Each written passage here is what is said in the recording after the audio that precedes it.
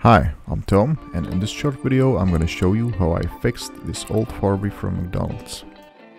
On the first glance you can see those battery pads were all oxidized, so I had to dismantle it. Surprisingly, the speaker was fine.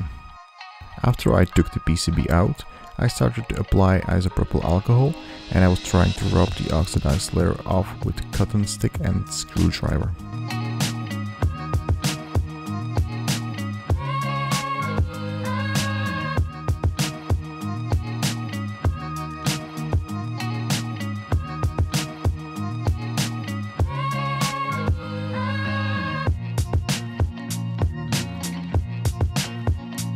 Eventually, after a few minutes, the pad was clean enough, so I assembled it back together, added batteries, and Furby was back alive.